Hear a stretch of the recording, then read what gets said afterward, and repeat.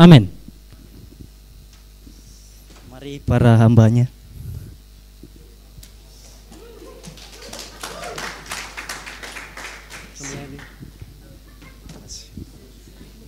Terima kasih.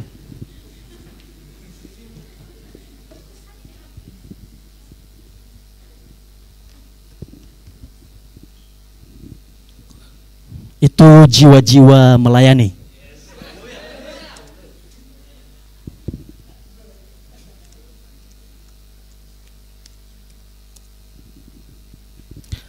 Oke, shalom. Gimana kabarnya? Oke, siap. Puji Tuhan. Kok beda Alkitabnya?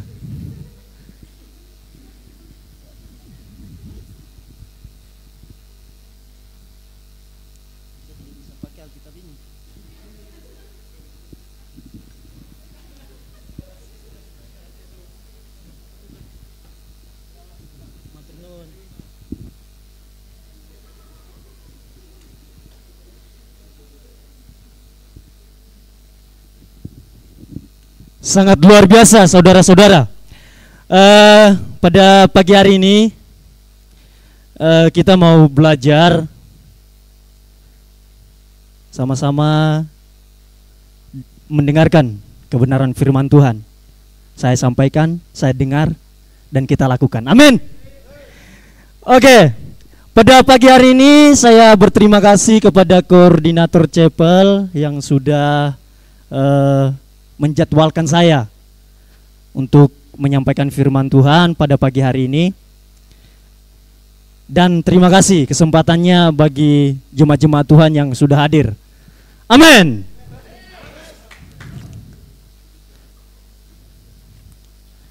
Oke, kita belajar, mari kita buka sama-sama Alkitab kita di dalam Matius ayat 24 sampai 27.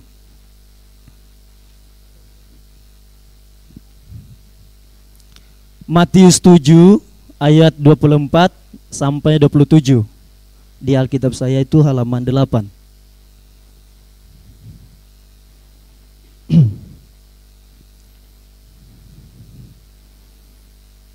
Mari saya undang untuk bangkit berdiri. Kita akan baca sama-sama dalam hitungan ketiga. 3 ya. Setiap orang yang mendengar perkataanku ini dan melakukannya, ia sama dengan orang yang bijaksana yang mendirikan rumahnya di atas batu. Kemudian turunlah hujan dan datanglah banjir, lalu angin melanda rumah itu, tetapi rumah itu tidak rubuh sebab didirikan di atas batu. Tetapi setiap orang yang mendengar perkataanku ini dan tidak melakukannya, ia sama dengan orang yang bodoh yang mendirikan rumahnya di atas pasir. Kemudian turunlah hujan dan datanglah banjir, lalu angin melanda rumah itu, sehingga rubuhlah rumah itu dan hebatlah kerusakannya. Terima kasih, silakan duduk. Sekilas latar belakang akan kita bahas. Sampaikan bahwa kitab Matius sendiri ditulis oleh Matius dan berbicara konteks yang sudah kita baca dari perikopnya 2 macam dasar. Dari pasal 5 sampai pasal yang ke-7 itu berbicara tentang khotbah di bukit. Benar? Yes, benar. Saya sudah tahu isi hatinya, benar katanya. Oke, jadi kita lanjut bahwa kalau kita lihat di Perjanjian Lama, dalam Imamat 26 pasal 1 ayat 46, di situ ada berkat dan kutuk pada masa Musa. Dan kemudian di Ulangan 28 1 sampai 68 itu berbicara berkat dan kutuk. Kemudian kalau kita tarik di dalam yang sudah kita baca, di sini juga Tuhan mengakhiri khotbah di bukit itu dengan janji dan perintah.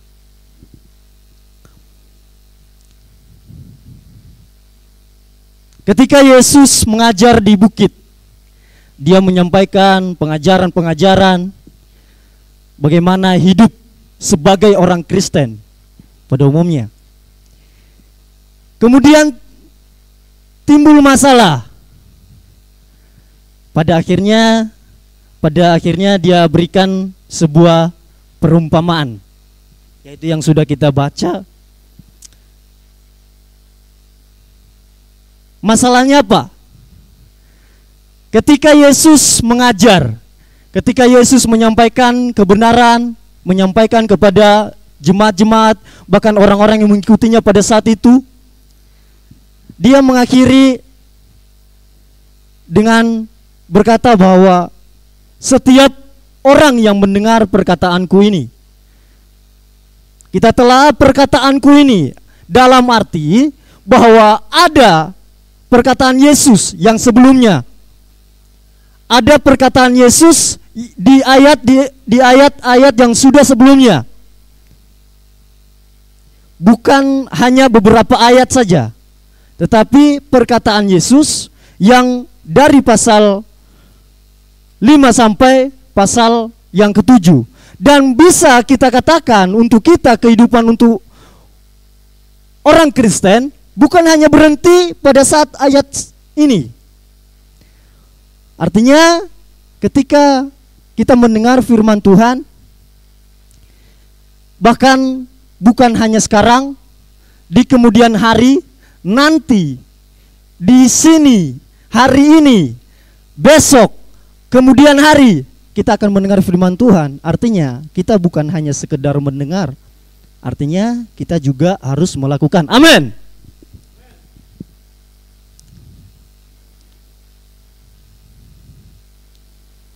Kita akan membahas dua hal.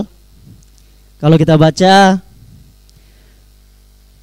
di ayat 24 sampai 25, setiap orang yang mendengar perkataanku ini dan melakukannya, ia sama dengan orang yang bijaksana. Orang yang bijaksana yang mendirikan rumahnya di atas batu, kemudian turunlah hujan dan datanglah banjir dan lalu angin melanda rumah itu, tetapi rumah itu tidak rubuh sebab didirikan di atas batu. Tetapi setiap, lanjut di 26 sampai 27, tetapi setiap orang yang mendengar perkataanku ini dan tidak melakukannya, ia sama dengan orang yang bodoh yang mendirikan rumahnya di atas pasir, kemudian turunlah hujan dan datanglah banjir lalu angin melanda rumah itu sehingga rubuhlah rumah itu dan hebatlah kerusakannya. Kita berbicara di situ ada kata orang bijaksana. Orang bijaksana. Di dalam bahasa Yunaninya itu prominos. Yang kalau kita lihat artinya bahwa orang yang cerdas, orang yang berakal. Kemudian antonimnya. Bicara antonim, ngerti ya? Antonim dan sinonim. Antonim itu lawan kata. Kalau sinonim persamaan. Jadi orang yang bodoh di ayat yang 26. Orang yang bodoh. Di situ di dalam bahasa Yunaninya itu, dalam bahasa aslinya itu moros, yang diterjemahkan menjadi kasar, orang tolol. Orang yang tidak memiliki akal. Orang yang hanya pikirannya itu jangka pendek, tidak memiliki prinsip yang kuat. Kita lihat persamaannya. Kita lihat persamaannya bahwa kedua orang ini sama-sama mendirikan rumah. Mendirikan sebuah rumah bukanlah hal yang mudah. Bukanlah hal yang mudah, artinya ada proses, ada sesuatu yang dilakukan setiap orang yang mendirikan rumah. ada dasar. Di sini kita berbicara tentang dasar yang kokoh, yaitu iman yang kokoh di dalam Kristus Yesus. Jadi kita lihat diri kita nih. Kita berada di mana ini? Kita orang bijaksana atau orang bodoh? Berbicara tentang dasar, di situ di perikopnya 2 macam dasar. Dasar artinya suatu fondasi yang kuat untuk bisa berdirinya tingkat-tingkat selanjutnya. Artinya ada dasar yang kuat terlebih dahulu, baru bisa berdirinya suatu bangunan-bangunan yang lebih tinggi kembali. Saya teringat pada saat bapak saya ketika liburan kemarin bulan Juni sampai Juli, saya teringat ketika bapak saya itu mendirikan sebuah pondok di sawah untuk jaga burung, jaga burung-burung di udara maksudnya. Nah, ketika dibangun ini cuma pondok kecil. Bapak saya itu menggali dalam sekali untuk mendirikan tiang. Kemudian di dasarnya itu dikasih batu. Saya bertanya, sudah digali, ngapain lagi kasih itu batu? Katanya biar kuat, supaya tidak ke bawah angin. Kalau misalnya tidak ada batu, kalau misalnya tidak digali, hanya ditaruh begitu saja, maka dengan gampangnya rusak, dengan gampangnya akan dibawa angin. Begitu pula dengan kehidupan kita.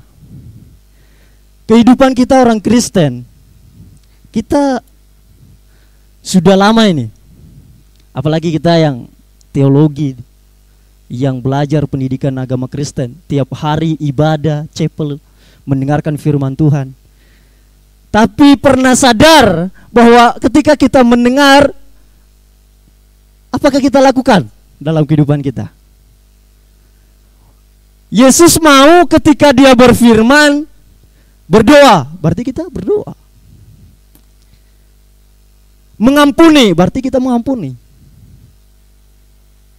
Jangan menghakimi, berarti jangan menghakimi. Jangan memfitnah, artinya jangan memfitnah, kita lakukan. Tapi seringkali kita temukan banyak orang Kristen, bukan hanya di luar sana, bahkan kita yang sudah dibentuk, yang sudah belajar teologi sekalipun, kita tetap melakukan hal tersebut.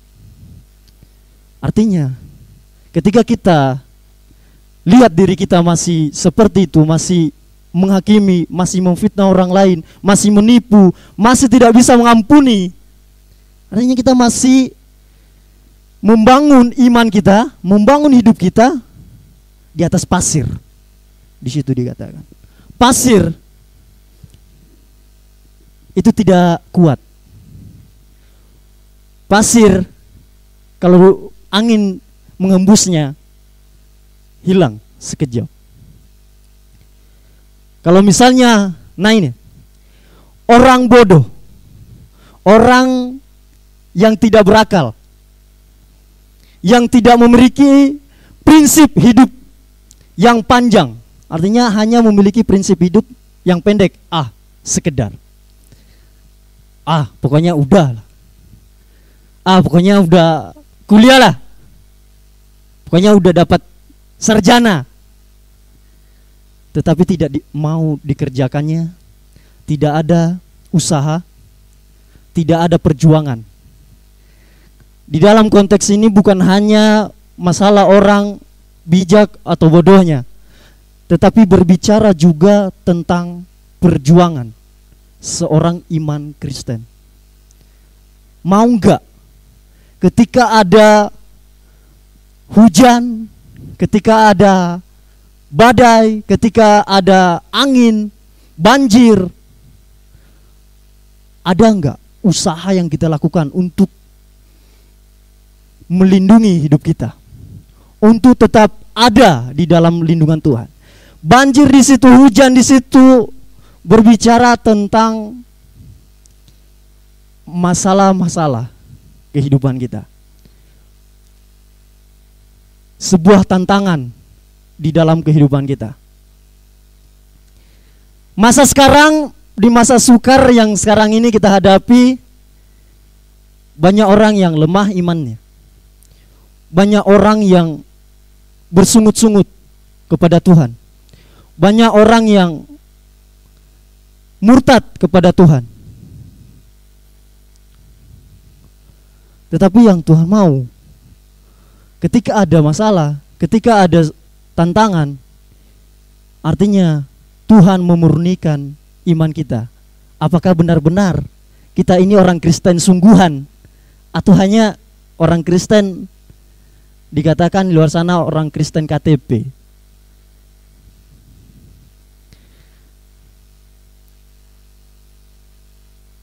Di gereja jemaat-jemaat datang, duduk, berdiri kalau disuruh berdiri, nyanyi kalau mau nyanyi, kemudian menjadi penonton hamba Tuhan yang menyampaikan firman Tuhan. Habis itu selesai, pulang, hidupnya amburadul. Tidak sesuai dengan firman Tuhan yang sudah didengar di gereja.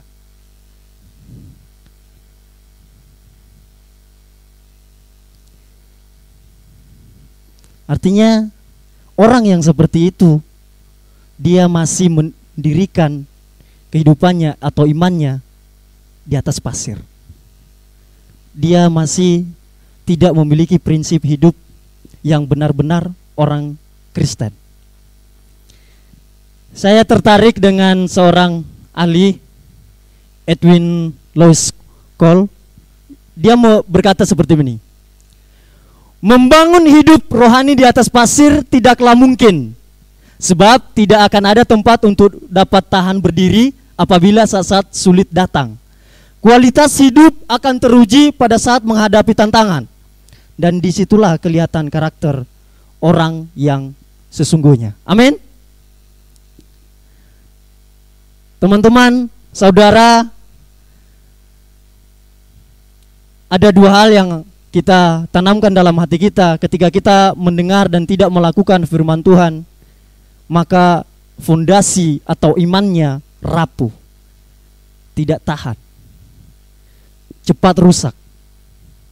Kemudian yang kedua, mendengar dan melakukan, fondasi atau dasarnya kuat di dalam Kristus Yesus. Artinya kita membangun hidup kita di dasar Kristus. Kita membangun hubungan kita dengan Tuhan yang baik, yang benar-benar menjadi orang Kristen yang sejati.